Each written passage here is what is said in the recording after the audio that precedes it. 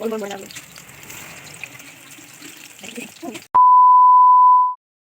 Morning. Good morning guys, কেমন আছো? সকাল সকাল ঘুম থেকে উঠেই কিন্তু তিয়াশা চলে এসেছে আমার কাছে রান্না করছিলাম, বসে বসে দেখছিল আর বলছিল মামি আমি বড়া খাবো, আমাকে দাও। তো সকাল সকাল বন্ধুরা গোলাপ ফুল তো দিতে পারছি না, কুমড়ো ফুল দিয়ে তোমাদের ভালোবাসা জানাচ্ছি, ওয়েলকাম জানাচ্ছি। তো গাছে প্রচুর কুমড়ো ফুল হচ্ছে এখন, তাই প্রায়শই আমরা হচ্ছে কুমড়ো ফুলের বড়া বানিয়ে কিন্তু খাই।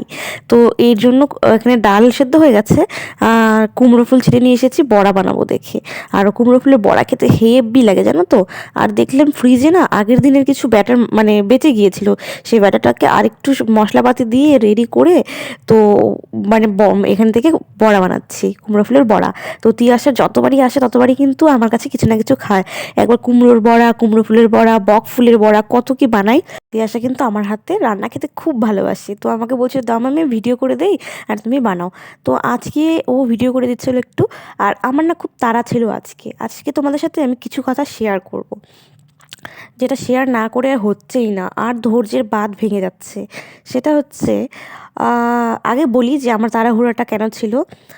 এক জায়গায় যাওয়ার আছে, কোথায় যাচ্ছি তোমরা একটু পরেই বুঝতে পারবে। তো তার জন্য সকালে ডাল বড়া বানিয়েছি, আর দুপুরের জন্য কিছু একটা করে যাব। আমি আর মা তো খাবো না দুপুরে, বাবার ভাই খাবে, তার জন্য ওদের জন্য দুপুরেরটা করছি। আর ঘুম থেকে উঠে ডাইরেক্ট চলে গেছি রান্নাঘরে, মানে বাইরের কাজগুলো করেছি, আগে চলে গেছি রান্নাঘরে কারণ খুব তাড়াহুড়ো করে রেডি হয়েছি, কুর্তি পরে নিয়েছি।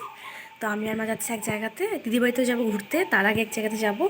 তো তোমরা ব্লগটা দেখতে থাকো, তাহলেই জানতে পারবে কোথায় যাচ্ছি। তো আমি রেডি হয়ে গেছি, ঘুরতে পড়েছি। তো চলো যাওয়া যাক, লেট হয়ে গেছে, 11টা বেজে গেছে। তো আমি আর মা মিলে যাচ্ছি হচ্ছে, প্রথমে যাব ডক্টরের কাছে। ডক্টর দেখানোর পরে পাশে দিদি বাড়ি আছে, তো দিদি বাড়িতে যাবো। বিয়ের পরে আমার যাওয়াই হয়নি, তো বারবার করে ফোন করে, প্রত্যেকবারই ক্যান্সেল হয়।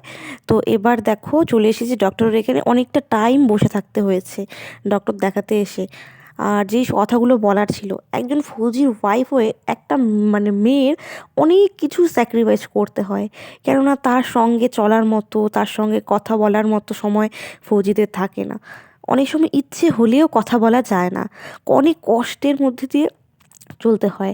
অনেক সময় দেখা যায় কি যে আহ, মানে সবাই ঘুরছে তাদের বরদের নিয়ে, সবাই ঘুরছে, কিন্তু যারা ফৌজি ওয়াইফ তারা কিন্তু সেইভাবে করতে পারে না, যতই নিজেরা নিজেরা ঘুরুক কিন্তু পরের জায়গাটা কেউ পূরণ করতে পারে না। তো গাইস আমি ডাক্তার দেখানোর পরে চলে এসেছি দিদি বাড়িতে।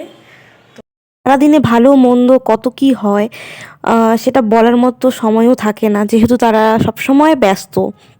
এই দেখো না, আজ যে বর আছে তবুও আমাকে শাশুড়িকে নিয়ে ডক্টর দেখাতে হচ্ছে।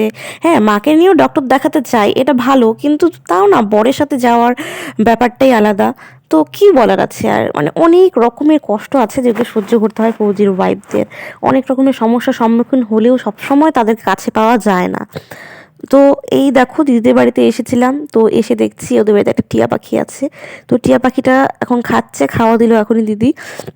আর আমরা যাচ্ছি ছাদে, ছাদে দিদি ফুল গাছ লাগিয়েছিল, তো সেই ফুল গাছ দেখানোর জন্যই বললো যে চলো ছাদে যাই।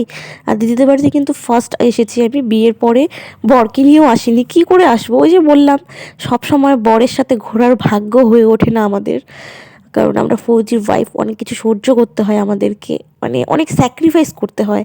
যারা তোমরা ফৌজির ওয়াইফ আছো তারা জানো যে কতটা স্যাক্রিফাইস করতে হয়। তার মানে যারা সবসময় হাজবেন্ডের সাথে থাকো, তারা যদি এক রাত হাজবেন্ডকে ছাড়া থাকো বা একটা সারা দিন হাজবেন্ডকে ছাড়া থাকো, তারা বুঝবে যে কতটা কষ্ট। তারপরে তো আমাদের মাসের পর মাস থাকতে হয়। তো যাই হোক, দিদিদের দেখো ফুল গাছ বাগানে অনেক ফুল ফুটেছে, দেখছিলাম খুব ভালো লাগছিল সত্যি। মানে ভাবি তাই যে প্রথমে বাবা মার কাছে ছিলাম, বাবা মাকে আপন করে নিয়েছি, মানে বাবা মা তো আপনই থাকে, বাবা মার কাছে ছিলাম। তারপরে গেলাম, বিয়ে হলো।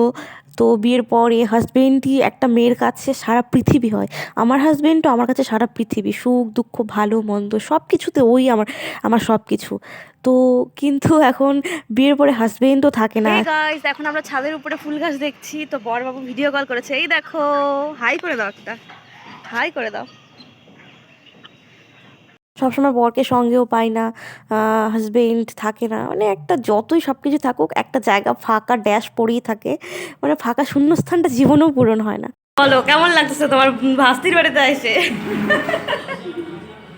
আমার তো ভালো লাগছে, তোমার কেমন? আমারও ভালো লাগছে, কত কি রান্না করছে। তো ওই দিদি বাড়িতে ফার্স্ট এসে থেকে দেখো দিদি কত কি অ্যারেঞ্জমেন্ট করেছে, আর আমি এখন অত বেশি খেতেও পারছিলাম না, অনেক অনেক কিছু অ্যারেঞ্জমেন্ট করেছিল। তারপরে খাওয়া দাওয়া করে শরীরটা একটু কেমন লাগছে, বললাম দিদি একটু রেস্ট নেই। তো বলো ঠিক আছে তুমি রেস্ট নাও। তো আমি এখানে রেস্ট নিচ্ছিলাম, মা ওইদিকে অ্যালবামে ফটো দেখছিল। তো ভাবলাম একটু রেস্ট নিয়ে দিন, নাহলে শরীরে আর চলছে না, যেহেতু অনেক কিছু খাওয়া হয়ে গেছে। তো চলো আজকের ভিডিওটাই অবধি, যদি ভালো লাগে প্লিজ লাইক করে দিও, আর চ্যানেলে নতুন হলে প্লিজ সাবস্ক্রাইব করে দিও। অনেক অনেক ভালো ভালো ভিডিও আসতে চলেছে। চলো বন্ধু, টাটা।